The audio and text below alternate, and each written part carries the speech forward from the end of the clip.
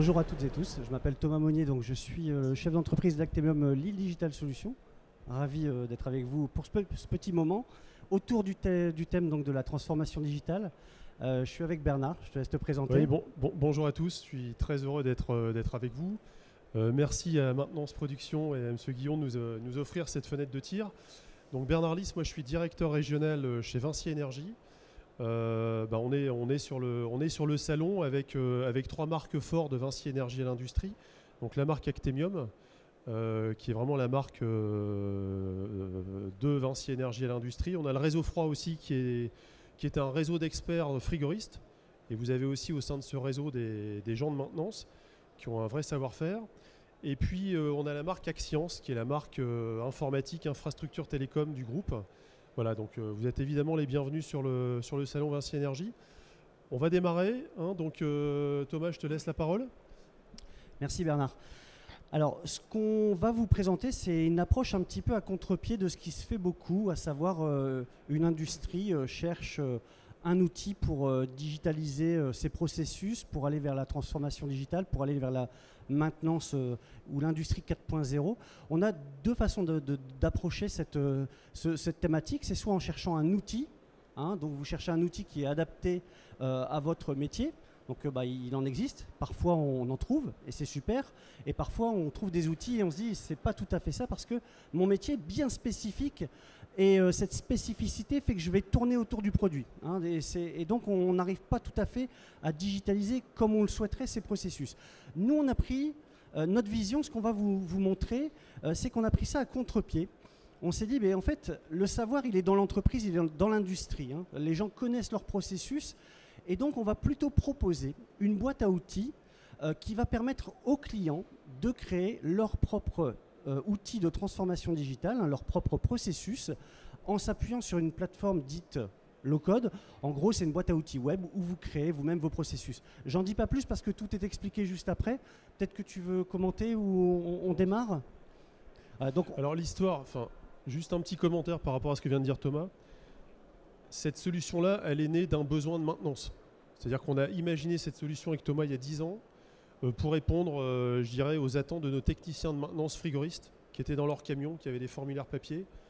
Voilà. Et l'idée, c'était d'avoir un échange en temps réel avec eux, entre leur camion, le bureau et le client. Voilà, donc cette solution qu'on vous propose est née de cette idée qu'on a eue il y a 10 ans. Et donc, on a une solution qui est éprouvée depuis 10 ans. Hein, qui tourne chez nos clients internes et externes. Et qui est maintenant suffisamment générique pour s'appliquer à tout type de métier. C'est ça aussi la force de cette boîte à outils. Alors on commence par effectivement connecter votre tribu. On va vous expliquer pourquoi. Alors une petite présentation rapide de l'entreprise, hein, qui produit cet outil, Actemium Lille Digital Solutions. Il est une entreprise du nord de la France qui appartient au groupe Vinci Énergie, et Actemium, il y a 300 entreprises dans le monde à peu près qui portent ce nom. On est vraiment dans une cible de clients industriels, et en fait, notre vocation, c'est de accompagner et conseiller nos clients dans la transformation digitale. On leur propose des solutions soit prêtes à l'emploi, c'est l'outil typique qu'on va voir juste après, ou des solutions aussi sur mesure. On a 2 activités, on sait faire également des produits sur mesure dans le monde du digital. En tout cas, quand les clients viennent vers nous, souvent, c'est bien sûr pour améliorer leur performance, leur productivité, mais aussi, on nous parle beaucoup de processus, amélioration des processus, la sécurité, ça revient de façon très récurrente, hein, tout ce qui est le volet QHSE, la production, la communication, l'organisation, les temps sans valeur ajoutée. Ça, c'est des mots-clés qui reviennent souvent et c'est des axes sur lesquels les entreprises, les industries veulent travailler. Traçabilité, il y en a beaucoup d'autres. Peut-être que vous vous reconnaissez parmi ces métiers, vous êtes de l'IT, vous êtes responsable QHSE, responsable suivi de projet, ressources humaines, finances. Tipeee peut digitaliser l'ensemble de ces services, de ces types de métiers, que vous soyez technicien ou monteur, dépanneur ou quelqu'un qui travaille plutôt dans les bureaux, dans la finance, ça peut fonctionner. Tout est processus dans une entreprise et donc l'idée c'est bien de digitaliser des processus. Globalement, Avec un outil comme celui-là, vous êtes capable de digitaliser, là c'est des exemples, hein, on voit ici, vous voulez traiter, suivre des commandes, des factures, faire du suivi de chantier, de la maintenance, des pointages, partager des documents sur des SharePoint, créer un CRM, faire de la gestion d'équipement, enfin voilà. Il y a quelques mots-clés dedans qui donnent des idées de ce qu'est capable de faire l'outil. Ah, il y en a beaucoup d'autres. Hein. Donc globalement, le constat qu'on fait toujours, c'est, avant de se lancer dans la digitalisation, c'est souvent ça aussi, c'est est-ce que aujourd'hui, quelle est votre problématique? Certainement que vous avez des données qui sont réparties dans plein de services différents, dans plein d'outils différents. Vous avez du mal à rassembler ces données pour pouvoir bien les exploiter. Ça veut dire quoi? Ça veut dire que tantôt, l'information est dans un papier que quelqu'un aura rempli. Dans le meilleur des cas, ça a été ressaisi, il y a une double saisie dans un outil, GMAO, ERP. Tantôt c'est dans un Excel, tantôt c'est dans une petite base de données. Enfin, ce qu'on rencontre beaucoup quand on fait des petits audits comme ça de 4.0, c'est qu'on se rend compte que la donnée, elle est bien là, hein, mais elle est disséminée dans plein de types d'outils différents. Nous, notre volonté, c'est de rassembler, de rationaliser la donnée pour qu'elle soit accessible de partout. Ça sera beaucoup plus clair après quand je vous montrerai un cas d'usage concret. Mais globalement, voilà, nous, on répond à ces questions. Vous souhaitez faciliter, automatiser la gestion des informations. Vous avez besoin de transmettre des infos en temps réel, les valider à distance. Vous croulez sous les centaines de fichiers Excel. Ça, c'est le meilleur ami. C'est quand même l'Excel. Hein, on en voit partout.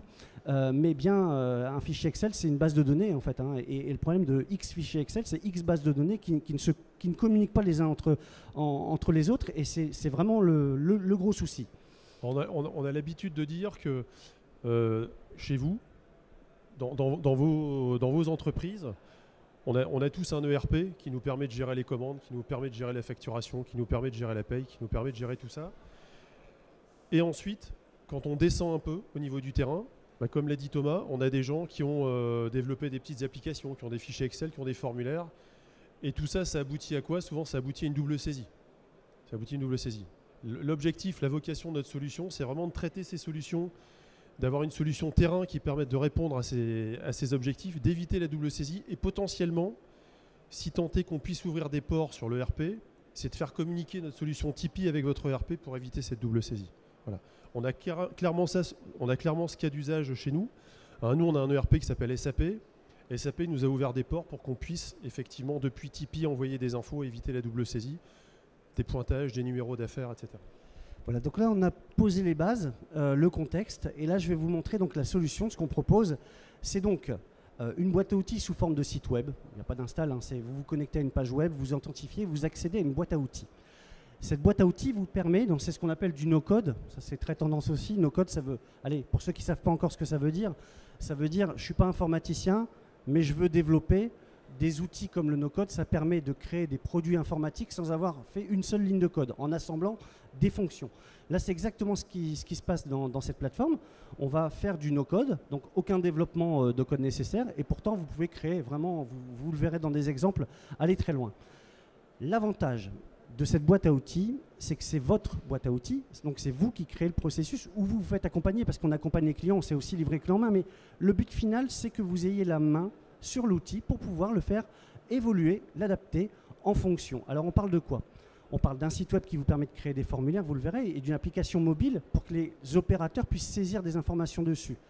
Donc je continue, donc tout ça bien sûr, ça vous permet une bien meilleure agilité. Vous n'êtes pas avec un produit fini qu'on vous a livré, vous avez la main dessus, vous pouvez le faire évoluer, vous n'êtes pas obligé de demander à chaque fois que vous voulez une évolution au prestataire de vous chiffrer l'évolution, vous le faites. Ça sera beaucoup plus clair dans quelques instants quand je vous aurai montré un vrai cas d'usage. On a dans cette boîte à outils 4 grosses fonctions. Alors, on est dans la catégorie dans ce qu'on appelle les outils dits BPM, Business Process Management. Notre plateforme, c'est une plateforme qui permet de modéliser des processus d'une entreprise, les recréer, les optimiser, les automatiser. Et comme il est écrit, le but de tout ça, c'est de faciliter le travail des équipes, diminuer les temps sans valeur ajoutée, les ressaisies, les erreurs de ressaisie, etc. Donc 4 modules. Premier module, le Tipeee Forms qui permet de créer des formulaires. Alors, c'est une boîte à outils où on prend en fait, on va faire du drag and drop, ce qu'on appelle, on recrée les formulaires. On a un formulaire papier, on veut le recréer en digital. On va utiliser notre boîte à outils. On va prendre des composants, donc des champs texte, on va les glisser, drag and dropper, on va créer son propre formulaire. On va même régénérer grâce à ce formulaire digital le même format qu'avait le papier avant. Parce qu'il y a un éditeur de documents qui permet de recréer à l'identique le format qu'avait le papier. Pourquoi? Ça, c'est plutôt pour pas trop changer les habitudes des opérateurs au départ. Peut-être qu'après, ce document évoluera, mais en tout cas, on est capable de le faire. On a une autre brique, et ça, c'est le cœur de Tipeee, c'est le processus, c'est le workflow. C'est ce qui vous permet de créer des actions automatisées et conditionnelles par rapport aux champs qui auront été saisis dans les formulaires. Un opérateur dit « Mon moteur, quand je suis venu en maintenance, il consommait en intensité absorbée 5 ampères. Si j'ai défini dans la construction de mon formulaire, là je prends l'exemple d'une gamme de maintenance, que les 5 ampères, ce n'est pas une valeur correcte, parce que j'aurais dit cette valeur dans le champ, elle doit être entre 2 et 3 par exemple. Si l'opérateur met 5, j'ai créé, quand je dis j'ai, c'est vous, hein, vous avez créé une action qui dit attention, il va se passer quelque chose. Je mets du conditionnel. Si c'est 5, alors ouvre une fenêtre à l'opérateur pour dire il y a un problème, vérifie ceci. Ouvre un autre formulaire pour dire remplis une demande d'intervention, etc. Envoie un mail, envoie une notification mobile sur l'expert technique du site. Enfin, en tout cas, vous faites ce que vous voulez ça, c'est le workflow. Alors là, j'ai pris un exemple très concret sur de la machine, mais on peut aussi, si je prends un exemple plus terre à terre comme une demande de congé. Vous faites un formulaire demande de congé. Dans une entreprise, tout le monde connaît ça. Souvent, c'est du papier. Souvent, c'est un email qu'on envoie. Là, vous créez un formulaire de demande de congé. Et le workflow, vous allez créer en fait des échelons de validation. Donc, vous dites, je crée mon formulaire, donc une date de début, une date de fin, est-ce que tu as des soldes de congé, comment t'appelles-tu? Ça, c'est le formulaire. Une fois qu'il l'a validé, vous avez créé un workflow qui dit, je vérifie s'il a des soldes de congé dans mon ERP, si vous avez créé une connexion, ça c'est possible. Si c'est OK, alors j'envoie un mail à son supérieur. Si c'est OK, alors le supérieur valide et j'envoie. Et c'est très diagramme, vous verrez, dans la démonstration juste après. Ça, c'est vraiment le cœur, hein, le workflow, c'est vraiment le cœur du processus. Le dashboard permet de créer des tableaux de bord pour suivre toute cette donnée. Hein, je reprends l'exemple des congés payés. Vous dites, tiens, je vais accumuler 200 demandes de congés. Je voudrais sur un tableau synthétique, un tableau de bord. Là, on est vraiment du tableau croisé dynamique, hein, pour ceux qui connaissent un peu Excel. Vous recréez des tableaux de bord à la volée pour vous, vos utilisateurs. Et en fait, toutes les données saisies dans les formulaires mettent à jour en live ces tableaux de bord que vous avez à l'affichage. Donc ça, c'est le suivi des indicateurs que vous avez définis. Alors, on a la possibilité aussi, au-delà du dashboard, de se connecter avec du Power BI. Oui, il y a un connecteur natif qui envoie tout dans Power BI pour ceux qui préfèrent utiliser Microsoft Power BI. Mais voilà, ceux qui veulent faire du graphique directement dans la plateforme peuvent le faire. Enfin, on a Tipeee Plan. Alors là, c'est vraiment pour de la gestion de tournée, de la gestion de maintenance.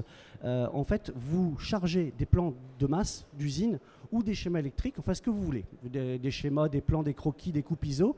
Et en fait, vous allez représenter des points de couleur dedans. Et par exemple, je vais prendre l'exemple de quelqu'un qui fera plutôt une tournée de maintenance.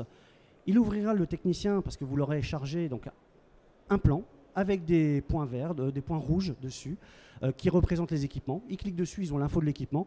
Et hop, ils disent, je vais faire la maintenance. Ça ouvre la gamme de maintenance associée à cet équipement. Ils remplissent, ils valident. Le petit point rouge passe en vert.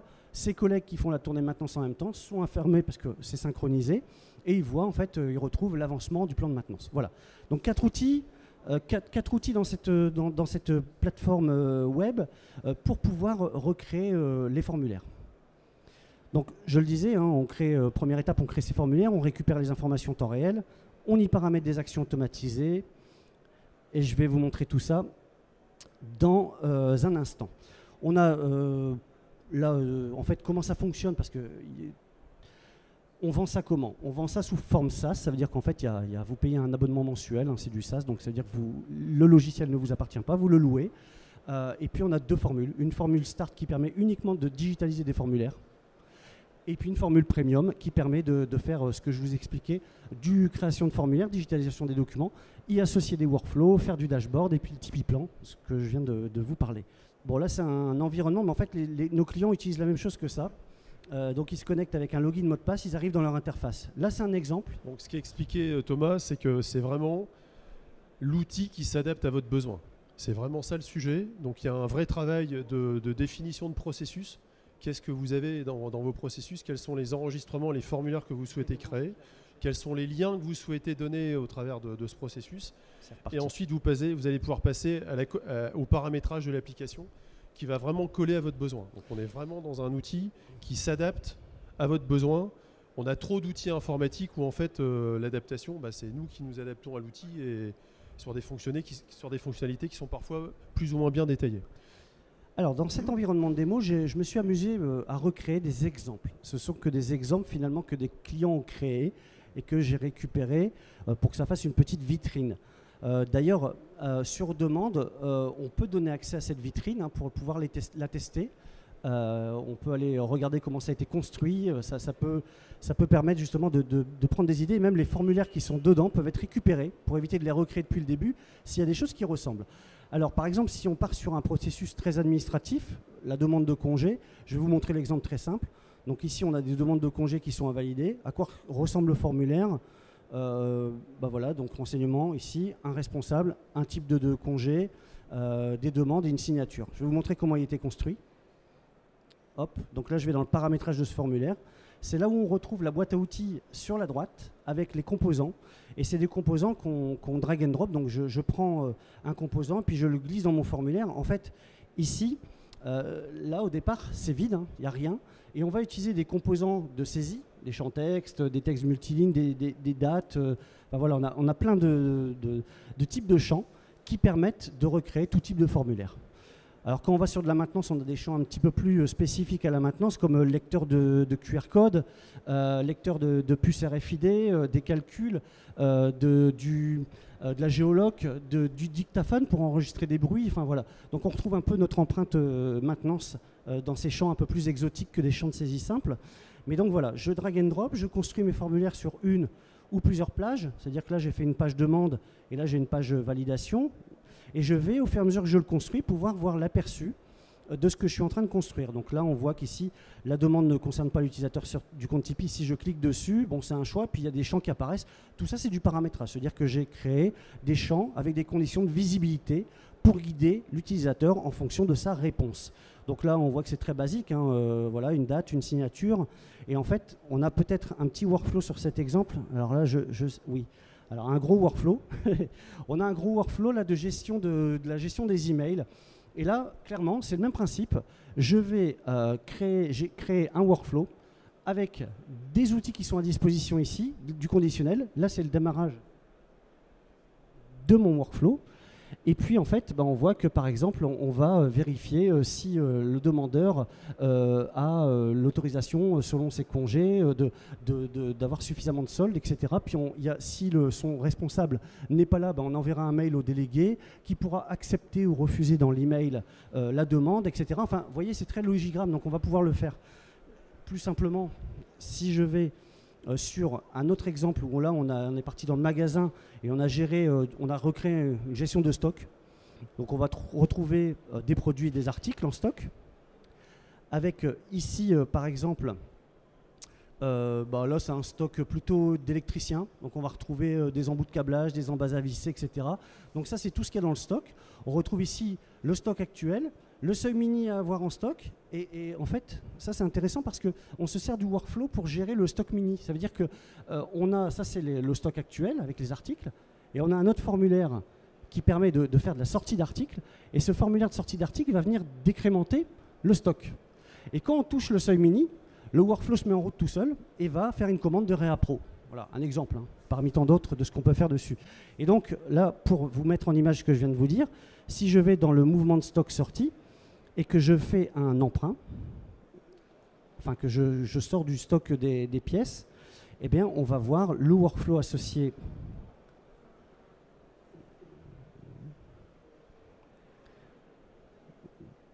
selon la connexion.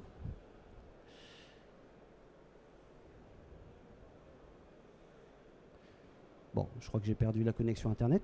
J'évoquais le sujet de la nécessité de devoir formaliser vos processus. On a vraiment la transposition de vos processus sur le workflow. C'est vraiment ça, sous forme de logigramme, et on est vraiment dans la transposition. Donc il y a un vrai travail interne de bien définir, bien formaliser vos processus. Et ensuite, on va pouvoir paramétrer l'application selon vos besoins. Allez, je passe sur un autre exemple parce que je vois que le temps passe vite.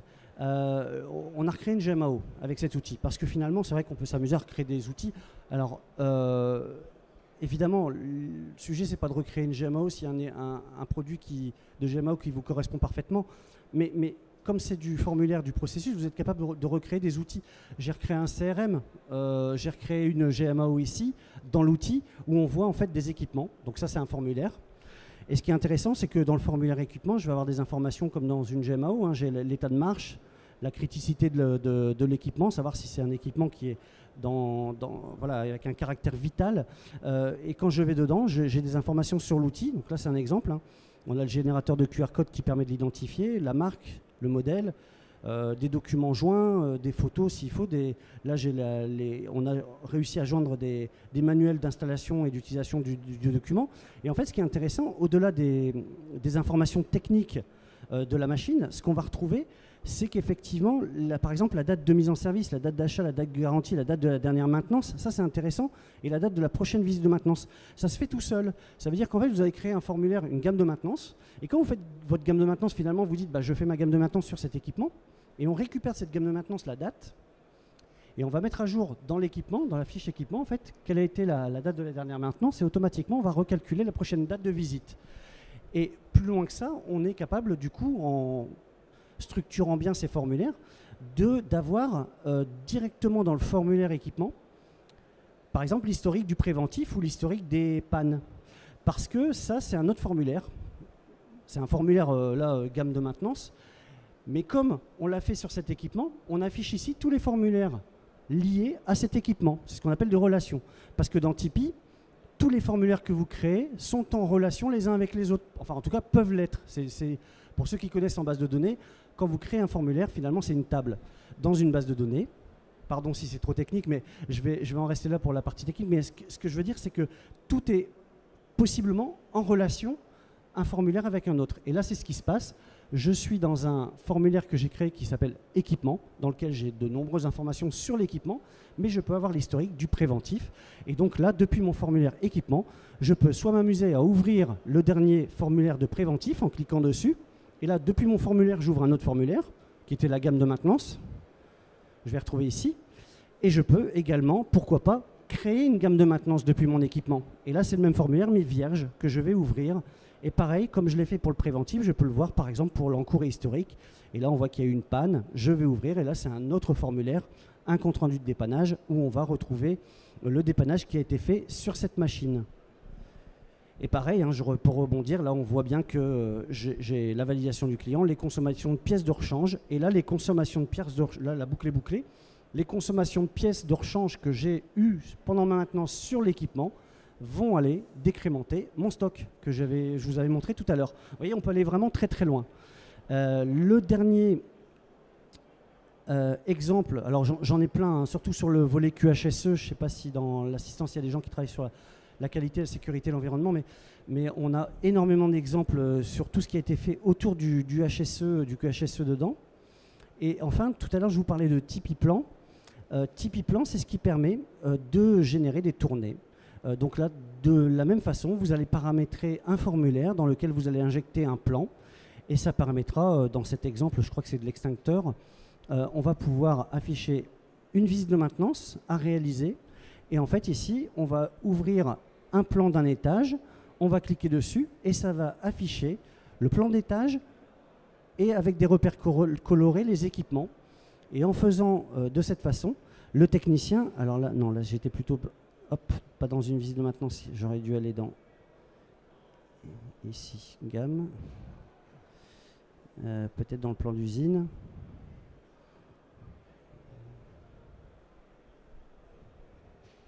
Bon, là, j'ai pas mes repères, alors il faut que je trouve un autre plan.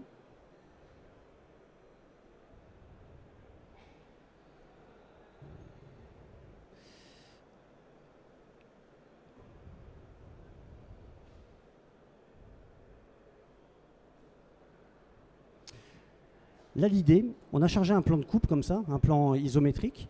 Et en fait, l'idée, c'est que le technicien va faire une inspection et va vérifier sur ce plan s'il y a des anomalies. Et sur sa tablette, parce que finalement, lui, il va se servir surtout d'une tablette, il va pouvoir positionner avec son doigt un endroit, ça ouvrira une fiche d'anomalie, il va pouvoir déclarer un problème à cet endroit-là. Donc ça, c'est pour ça qu'il est vierge au départ et que le technicien le remplit. Après, ici, si je vais sur liste anomalie,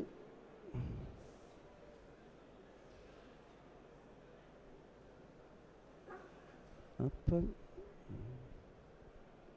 Je vais bien réussir à le trouver. C'est pas très grave. C'est pas très grave. Non, mais pour qu'on comprenne le principe. Voilà. Là, par exemple, ici, on voit ce qui est en bleu, c'est ce que j'ai fait. Ce qui est en vert, c'est ce qui reste à faire. C'est très visuel. Et quand la personne va intervenir sur le point 15, il va cliquer dessus et ça ouvre un formulaire qui va pouvoir avoir les infos du point et il va pouvoir éventuellement remplir une gamme de maintenance. Quand il va la sauvegarder, en fait, ça changera de couleur. Et vous, au bureau, en fait, ce plan se met à jour automatiquement. Vous savez où il en est dans sa tournée de maintenance. Et avec le workflow, vous pouvez envoyer des alertes, etc. Donc je pense qu'on a eu une bonne vue d'ensemble de ce que veut cet outil, cette boîte à outils. Je vais revenir sur ma petite présentation. Voilà, globalement, alors quelques clients aujourd'hui, on a à peu près 300 clients qui utilisent notre solution. Des clients industriels, des sociétés de services et puis beaucoup de sociétés de Vinci Énergie puisque nos collègues c'est aussi nos clients, ils utilisent notre propre solution et on se rend compte que sur un atelier, alors ces chiffres-là viennent d'un atelier de maintenance dans le ferroviaire où en fait ils ont économisé un ETP, donc un temps plein annuel, quasiment 1500 heures de gagnées. Ça c'est ce qu'ils ont pu mesurer depuis la mise en place de la digitalisation de leur processus dans leur atelier de maintenance. C'est pas anodin. Donc le ROI il est quand même pour eux là, très rapide. C'est en semaine, c'est même pas en mois. Parce que le coût du logiciel en fait fonctionne à la licence. Donc c'est une personne qui utilise le logiciel consomme une licence. Et donc plus vous avez besoin de licence, plus vous prenez des forfaits. Donc au début vous pouvez démarrer par des petits coûts, par un petit sujet, puis après vous montez en fonction du besoin de licence. Il n'y a pas d'engagement avec Tipeee, c'est au moins le mois. Donc vous pouvez arrêter quand vous le souhaitez. On accompagne bien sûr nos clients. Évidemment que c'est une boîte à outils, ça a l'air simple comme ça, mais il faut être formé. On est même capable de tout paramétrer pour les clients et leur livrer clé en main. Voilà. Ok, merci Thomas. Donc ce qu'il faut retenir sur Tipeee, c'est que c'est une solution no-code. Vous êtes propriétaire du paramétrage. Vous allez, encore une fois, c'est l'outil qui va s'adapter à votre besoin. Donc ça, c'est extrêmement sécurisant. Ce qui est intéressant aussi, comme l'a dit Thomas, c'est que Actemium Lille Digital Solutions est hébergé au sein d'Eura Technologies à Lille, un des plus gros incubateurs de start-up en France. Donc ça nous permet d'avoir des liens avec des partenaires pour développer et continuer à adapter la solution. Donc ça, c'est plutôt très rassurant.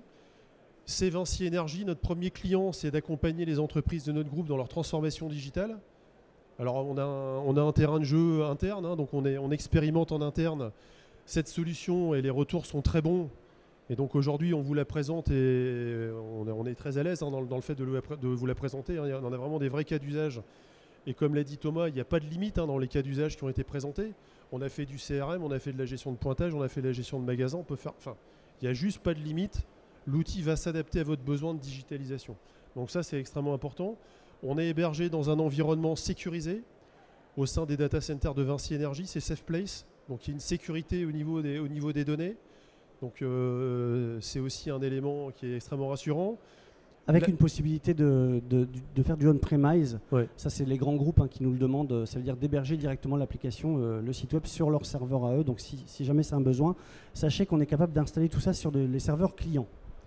Et puis pour terminer, je pense qu'il y a un argument qui est extrêmement fort, c'est la pérennité de l'entreprise. C'est-à-dire qu'on voit beaucoup dans le monde des startups des gens qui développent des solutions logicielles et puis à un moment donné, un jour on les voit disparaître et puis nous utilisateurs on est un peu pris en défaut. Je dirais Actemium Lille Digital Solutions, c'est Vinci Énergie, il n'y a pas de débat sur la pérennité du produit. Ça fait 10 ans qu'on développe cette solution. Voilà, donc avec beaucoup de clients, on est beaucoup à l'écoute des clients. Enfin, on en parlait tout à l'heure avec Monsieur Guillaume.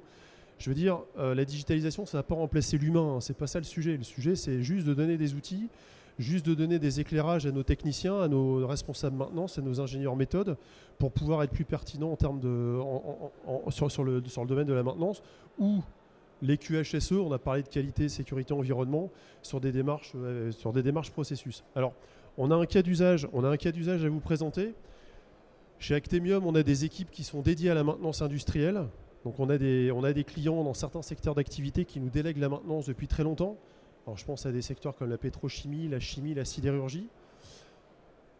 Il y a à peu près 5 ans, le sujet, ça a été d'accompagner nos clients sur la digitalisation. On est passé du formulaire papier aux tablettes, etc. Enfin, ce qu'a montré Thomas. Et aujourd'hui, on est passé dans une nouvelle ère qui consiste à travailler sur la maintenance prédictive. Donc ça, c'est vraiment un sujet qui est au cœur de nos préoccupations. Alors on a établi une solution qui s'appelle Naomi. L'idée de cette solution, c'est quoi? C'est vraiment de pouvoir faire un scan des activités de maintenance et des données autour de la maintenance, un scan 360 degrés. C'est vraiment ça le sujet. Et c'est de pouvoir remonter les données dans une base de données et pouvoir en faire l'analyse pour pouvoir prendre les bonnes décisions au travers d'algorithmes de maintenance prédictive qu'on va faire tourner. Alors tu peux passer, Thomas, évidemment, on a une seule ambition, c'est d'améliorer votre performance industrielle. C'est vraiment ça le sujet. Cette solution, elle repose sur quatre briques importantes. La première, c'est Naomi Plan. Alors Naomi Plan, c'est quoi? C'est de l'ingénierie de maintenance. C'est-à-dire que le point de départ de toutes nos démarches en termes de maintenance, c'est de faire de l'ingénierie, c'est de faire de l'analyse, c'est de définir le niveau de criticité de vos équipements, c'est de définir les gammes de maintenance, les modes opératoires, les fréquences de contrôle, etc. Donc ça, on a vraiment des ingénieurs maintenance qui font ça. Alors vous avez aussi au sein de vos organisations industrielles, vous avez aussi ce genre d'organisation. Bon, sachez qu'on peut vous accompagner sur ces sujets-là. Donc le premier sujet, c'est l'intelligence qu'on met dans les activités de maintenance, c'est l'ingénierie de maintenance, c'est Naomi Plan. Le deuxième sujet, Naomi Flow, c'est ce que vient de vous présenter Thomas. Alors, on appelle ça Naomi Flow dans cette solution Naomi. Quand on est en dehors de Naomi, on appelle ça Tipeee, mais c'est la même chose. L'idée, c'est d'avoir des outils de digitalisation en complément de vos GMAO qui existent ou qui n'existent pas pour pouvoir remonter les formulaires d'intervention, les gammes de maintenance, etc. Ça, c'est vraiment la deuxième brique qui vient de vous être présentée par Thomas. La troisième brique, c'est Naomi Edge. Naomi Edge, c'est quoi? C'est les données process. C'est-à-dire, pour faire de la maintenance d'une manière pertinente, il faut aller chercher les données process. Alors, la bonne nouvelle, c'est que sur nos process industriels, les données, on les a. Elles sont très souvent dans des automates. Il faut juste aller les chercher. Et si on ne les a pas, on va on va compléter l'instrumentation de nos process pour aller chercher les bonnes infos. Par exemple, avec des IoT. Avec de l'IoT, sur de l'analyse vibratoire. Enfin voilà, on peut avoir un complément sur l'instrumentation. Donc ça, c'est Naomi Edge. C'est je remonte dans ma base de données les infos process dont j'ai besoin pour prendre les bonnes décisions en termes de maintenance. La quatrième brique, c'est Naomi Data. Naomi Data, c'est quoi? C'est de l'intelligence artificielle. On a au sein de notre groupe, on a une solution qui s'appelle Data Robot qui permet, suivant un jeu de données qu'on va lui transmettre, de nous sortir un algorithme de maintenance prédictive. Ou des algorithmes de maintenance prédictive qu'on va devoir choisir, sur lesquels on va devoir se positionner.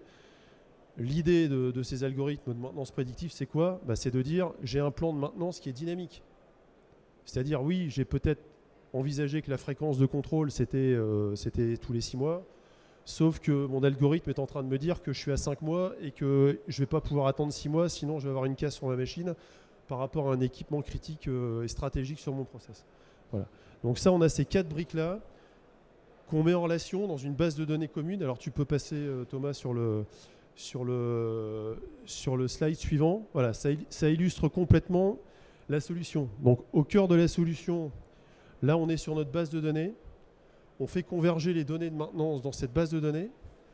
Voilà. Donc, le plan de maintenance, la partie intervention, les infos process, les données qui sont aussi issues du process.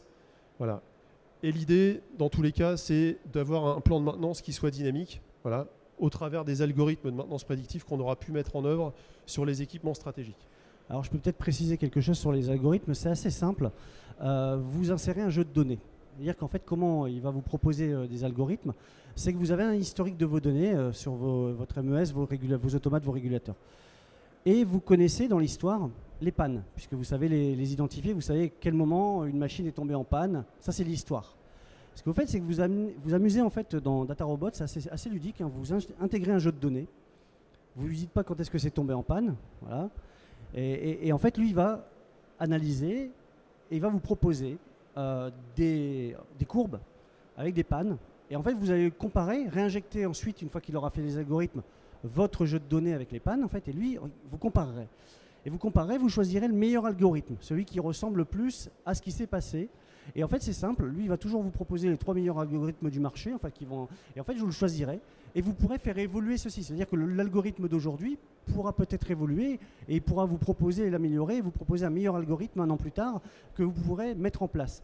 Donc c'est vraiment toujours dans le mode no-code où en fait on va pouvoir simplement nous proposer des algorithmes, en choisir, les appliquer et tester directement dans l'environnement. Vous pouvez créer, en fait, modifier des valeurs de votre process, mais pour défaut, dans la plateforme.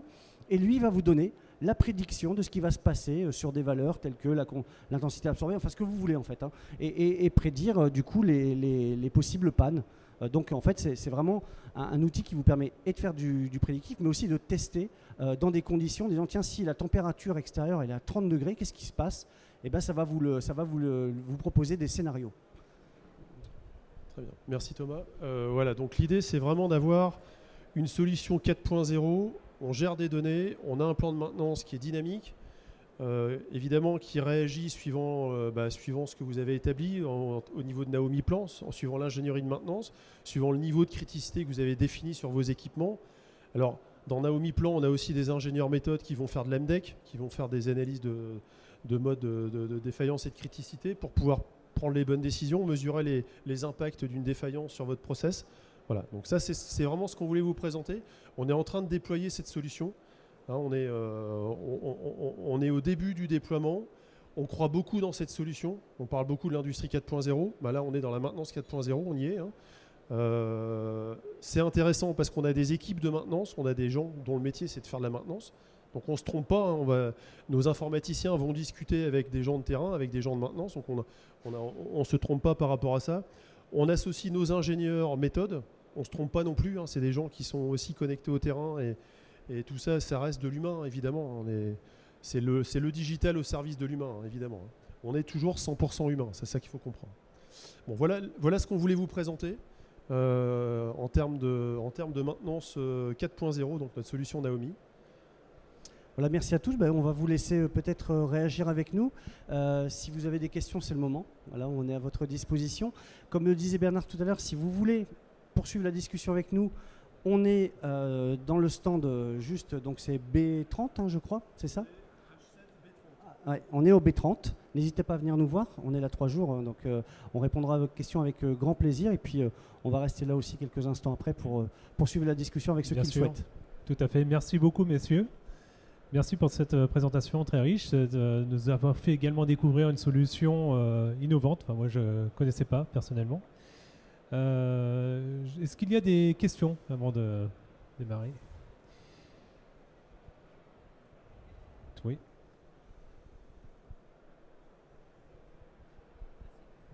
Bonjour, je voulais savoir si votre solution est vraiment complètement offline. Enfin, elle peut l'être en tout cas. Côté mobile, complètement.